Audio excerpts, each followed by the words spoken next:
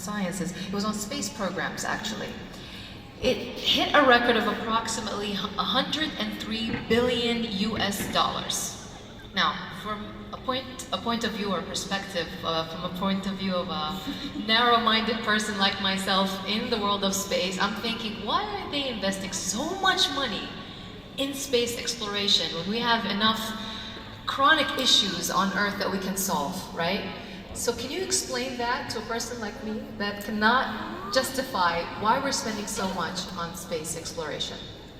Well, I was talking about space exploration to a bunch of kids the other day, and one kid got the whole point very well and came back with me with a funny little quip.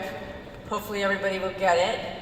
If you don't push the envelope, you become stationary. Take a minute, take a minute.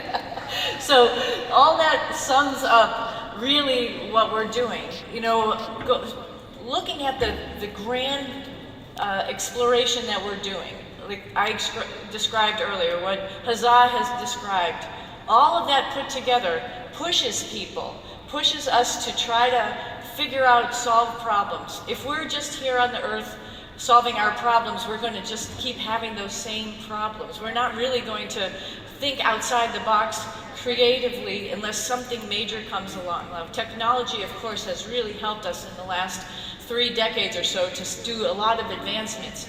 But when you really, really push yourselves, when you really have to solve the problem, how do you put people in space? How do you sustain them in space? How do you go to the next planet? How do we explore the Big Bang Theory? How do we understand all of that? You have to really think outside the box, and that opens up that creativity and allows us to solve more and more problems. And I will also say, space travel, just trying to put, again, humans in space, helps us with a lot of what we call spin-offs, technology spin-offs, that come back and help us here on Earth.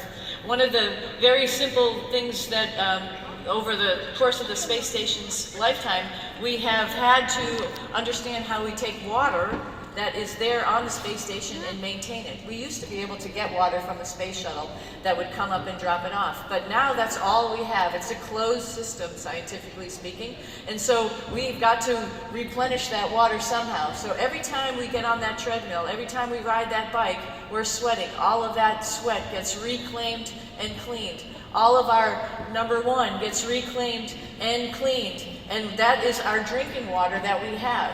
Now that technology has transferred back to Earth in miniaturized ways such that places that have major earthquakes or other natural disasters who don't have clean drinking water can apply that technology and get clean drinking water for their citizens there to drink. That's just one simple example. There's many, many more in this spin-offs that we do, because we always try to think back about how our planet is, how we can make it better, and what we're doing up there is creatively pushing the envelope to make that happen. So, it's incredible, yes. Absolutely.